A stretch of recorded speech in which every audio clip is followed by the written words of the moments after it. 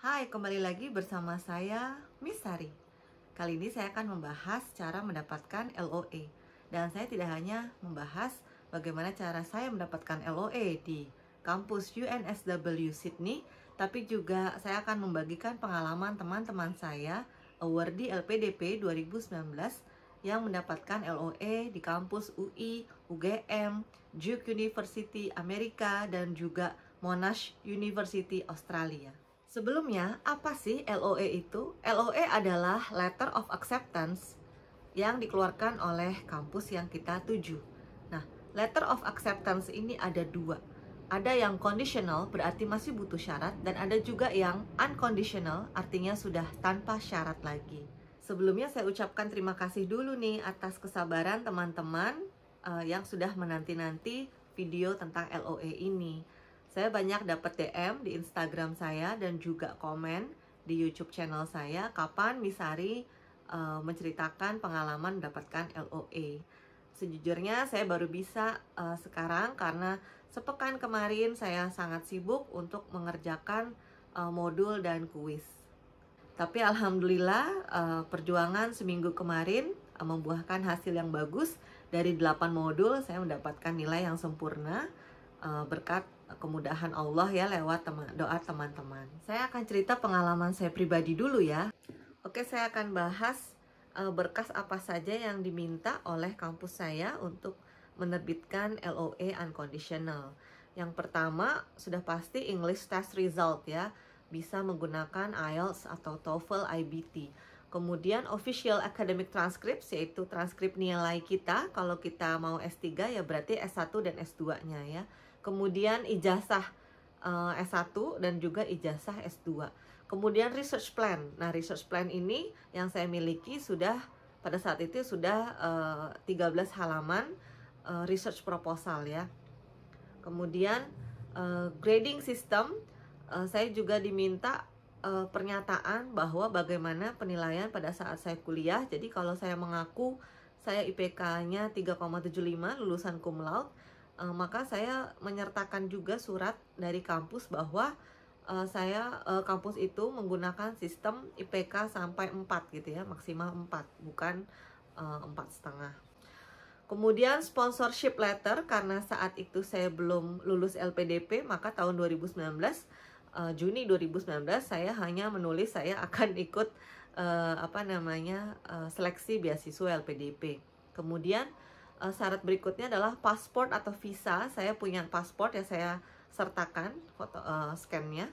Kemudian CV, curriculum vitae. Kemudian juga copy of previous thesis. Jadi saya alhamdulillah masih punya soft copy dari tesis saya waktu S2, itu saya sertakan.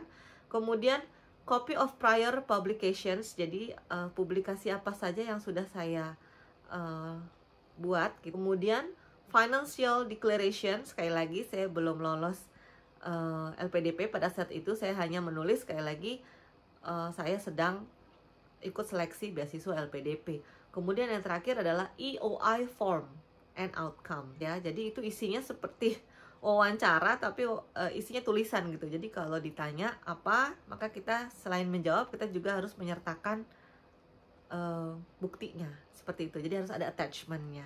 Baik, saya akan bacakan apa itu expression of interest in research higher degree candidature. Oke, saya akan bacakan. Yang pertama pasti personal details ya, nama, biodata, email, alamat, nomor handphone, dan lain-lain. Kemudian ada proposed enrollment. Kita mau kuliah di prodi apa, jurusan apa, dan mau mulainya kapan, seperti itu. Selanjutnya proposed enrollment, lanjutannya adalah calon supervisornya siapa, karena itu setahu saya memang harus kita apply dulu ya, cari calon supervisor yang cocok dengan penelitian kita. Kemudian apa hubungan riset saya dengan calon supervisor ini gitu. Jadi kita kaitkan dengan penelitiannya beliau, area penelitiannya calon supervisor dengan yang akan kita jalani. Kemudian ketiga adalah academic qualifications. Jadi dalam EOI ini diminta pernyataan bahwa kita kuliahnya apa saja, institusi dari mana, tahun berapa masuk, tahun berapa lulus, kemudian GPA-nya berapa, IPK-nya berapa gitu kan. Kemudian menggunakan riset dan metodologinya seperti apa. Kemudian apakah ini full time ataukah apa ini part time dan lain-lain, itu sangat detail ya. Kemudian research record, apakah saya sudah punya publikasi seperti itu kan. Dan dia minta please attach a list of publications separately ya. Jadi diminta daftar publikasi. Kemudian apakah Anda pernah menulis buku, apakah Anda pernah menerbitkan jurnal dan lain-lain. Kemudian referee details. Referee yang nomor 5 adalah referee details. Referee di sini berarti yang memberi rekomendasi ya. Jadi itu ditulis dulu sebelum kita sertakan di lampiran. Saya tulis di sini ada 2 gitu ya. Yang pertama adalah profesor, kemudian yang kedua adalah atasan saya. Kemudian scholarship. Nah, apakah Anda sudah memiliki beasiswa gitu, seperti itu ya. Jadi saya jawabnya no seperti itu awalnya. Tapi setelah saya mendapatkan LPDP, saya perbaiki lagi EOI-nya, maka saya akan menjawab yes. Kemudian apakah ini dari government, apakah dari kampus, apakah dari perorangan dan lain-lain. Kemudian English language proficiency, maka dia minta tesnya jenisnya apa, skornya berapa, kemudian tesnya diadakan oleh siapa dan di mana dan kapan. Sangat detail. Kemudian proposal description. Jadi walaupun saya sudah attach proposal riset saya, tapi di sini di form ini minta minimal 1000 kata gitu ya. Jadi saya tuliskan saja summary-nya, ada keywords-nya, ada research aims, objectives, ada research problems, questions. Kemudian juga methodology and so on. Pokoknya dia minta yang komplit tentang riset kita. Kemudian terakhir kita ada checklist gini ya, menarik sekali. Jadi kita harus mengecek sebelum kita mengumpulkan apakah saya sudah mengisi dengan lengkap gitu ya. Apakah saya sudah attach research proposal, CV dan lain-lain. Jadi ada checklistnya sendiri. Kemudian kita akan tanda tangan di situ. Jadi inilah yang dikirimkan dari berkas-berkas tadi yang sudah saya sebutkan. Dari situ saya butuh waktu cukup lama ya, karena setahun itu dari sekitar Juni 2019 saya mau kejar punya LOA unconditional pada saat mendaftar LPDP, cuma sayangnya belum berhasil. Jadi selama tahun 2019 ketika saya belum berhasil mendapatkan LOA unconditional pada saat mendaftar beasiswa LPDP, kemudian pada saat saya mendapatkan pengumuman bahwa seleksi berkas saya lulus, maka saya fokus pada LPDP dulu. Saya fokus pada mendapatkan beasiswanya dulu. Jadi saya fokus untuk ujian berbasis komputer gitu ya. Kemudian saya juga setelah lulus saya fokus mempelajari bagaimana menjawab wawancara dan lain-lain. Jadi saya tidak fokus pada mendapatkan LOA unconditional, dan itu wajar karena kita harus berpikir dan bertindak secara prioritas gitu. Kemudian ketika sudah lulus mendapatkan beasiswa LPDP 2019, maka setelah itu saya mau mulai mengajukan LOA gitu ya, melengkapi berkas-berkas untuk mendapatkan LOA unconditional. Tapi sayangnya sekali lagi saya sibuk lagi di acara yang diadakan LPDP. Kebetulan saya ditunjuk menjadi perwakilan angkatan PK 158. Jadi itu sangat sibuk, sekitar bulan Januari Februari itu sangat sibuk. Jadi saya belum tes bahasa Inggris lagi untuk mengejar kekurangan berkas di UNSW Sydney. Sehingga ketika mulai bulan Maret dan April itu saya mulai mencari lagi, tapi ternyata keadaan ini pandemi sehingga hampir semua penyelenggara tes IELTS itu tutup ya. Jadi dan tidak ada solusi online pada saat itu, sehingga saya harus menunggu lagi. Kemudian saat itu juga Australia betul-betul menutup border gitu ya, menutup border bahwa tidak ada satu orang pun yang boleh masuk ke sana gitu ya, kecuali mungkin urusan diplomatik gitu ya. Sehingga itu berdampak pada studi saya. Saat itu program PhD itu belum ada opsi untuk online gitu, online overseas. Jadi saat itu benar-benar terkatung-katung gitu loh, antara LOA unconditional saya dan ujian bahasa Inggris saya, juga status kejelasan bahwa saya masih bisa kuliah atau tidak gitu loh. Kemudian ada kabar gembira di bulan September bahwa PhD program bagi mahasiswa internasional itu bisa dilakukan dari negaranya gitu, sementara border belum dibuka. Sehingga saya coba kejar lagi, alhamdulillah sudah tercapai bahasa Inggrisnya melebihi dari yang standar yang diminta. Kemudian saya lengkapi berkasnya, saya langsung kontak agent, ini berkas saya yang ditunggu, yang terakhir adalah bahasa Inggris itu. Kemudian hanya dalam 10 hari kerja kurang lebih ya, itu langsung muncul, langsung terbit LOA unconditional saya, alhamdulillah ya. Jadi dari situ saya langsung urus visa, karena syaratnya PhD itu pada saat itu harus punya visa student visa ya. Udah saya langsung urus, dan seperti dalam hitungan apa ya yang awalnya seperti lama banget gitu ya, tapi setelah mendapatkan LOA unconditional saya langsung langsung selesai segala urusan, sepertinya sudah selesai semua berkas, dan saya bisa mulai kuliah di Februari 2021. Jadi begitu teman-teman, perjuangan saya mendapatkan LOA, dan ini sangat personal ya, ditambah lagi dengan ada pandemi corona gitu. Tapi teman-teman yang akan share di sini adalah teman-teman dari mahasiswa S2 atau master student. Halo, aku Siska, aku UAR di LPDP 2019. Saat ini aku belajar di UGM mengambil jurusan Magister Matematika. Jadi aku memulai perkuliahan itu sekitar bulan September 2020. Nah, kali ini aku akan sedikit sharing bagaimana cara mendapatkan LOA di UGM. Khususnya untuk Magister Matematika, kemarin itu ada 2 syarat, yaitu persyaratan kelengkapan dokumen dan ada tes substansi.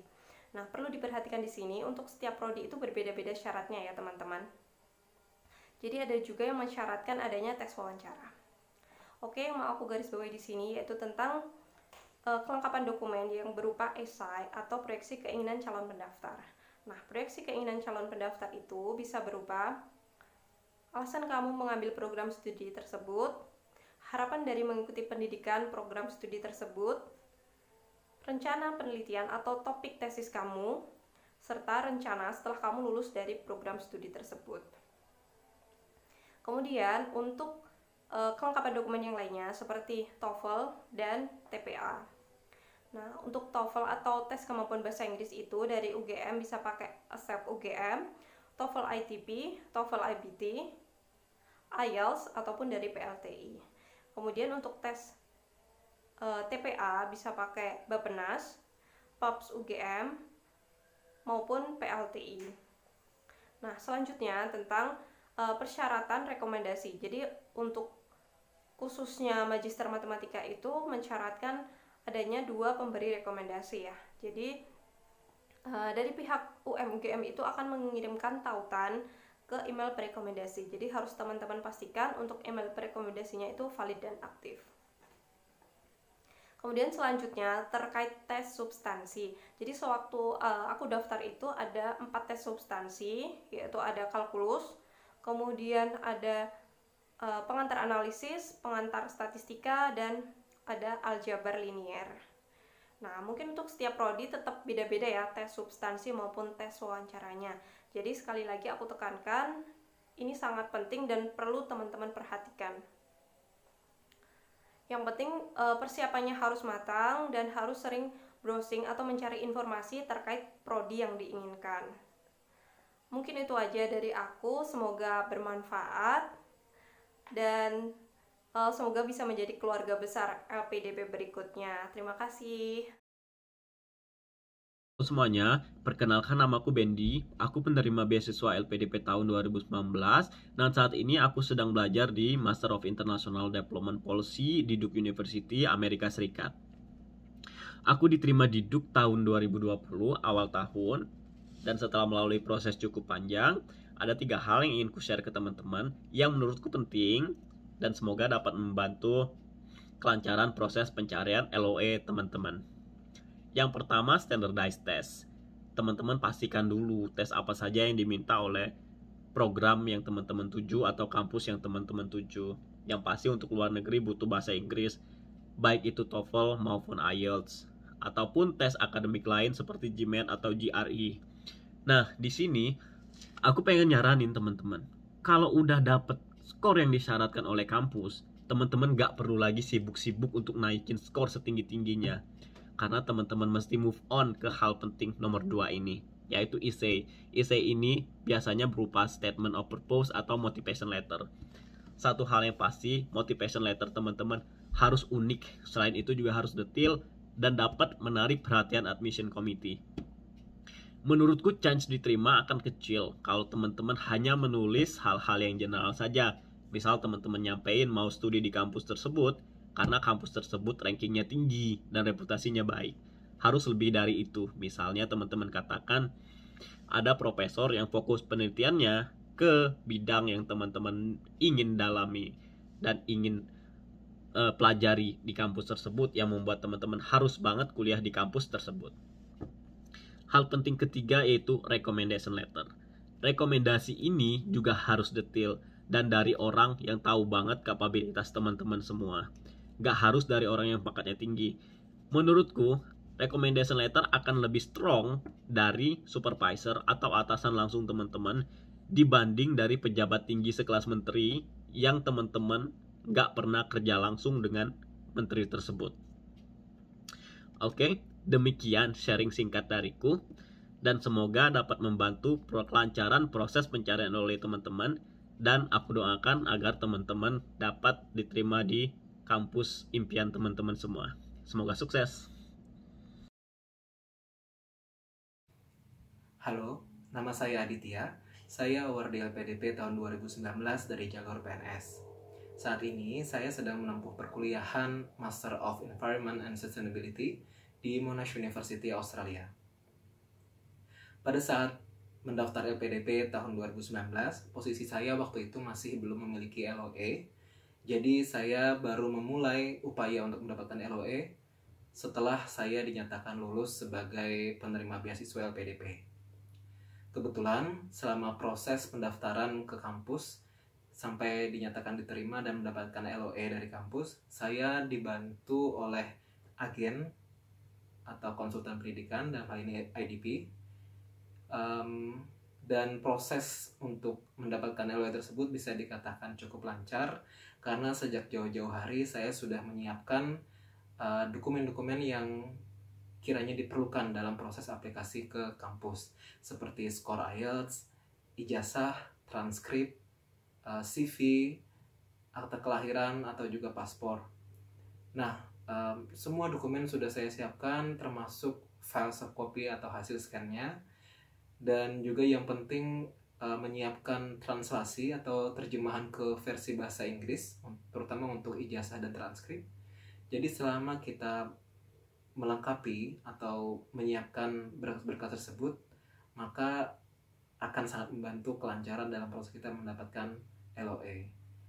Untuk itu, bagi teman-teman yang sedang mempersiapkan diri untuk mencari LOE dari kampus yang diinginkan, penting untuk menyiapkan berkas jauh-jauh hari. Kemudian, kalau memang kita tidak mengerti atau tidak paham, tidak ada ruginya atau tidak ada salahnya kita mencoba bertanya kepada agen atau konsultan pendidikan, karena jasa yang mereka berikan juga tidak dipungut biaya atau gratis, sehingga sangat membantu kita.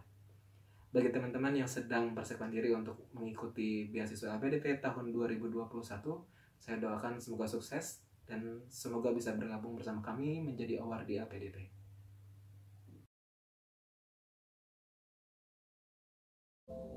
Oke, halo teman-teman semuanya. Perkenalkan, nama aku Riko. Saat ini aku tengah studi di Magister Teknologi Informasi di Universitas Indonesia dengan menggunakan beasiswa LPDP.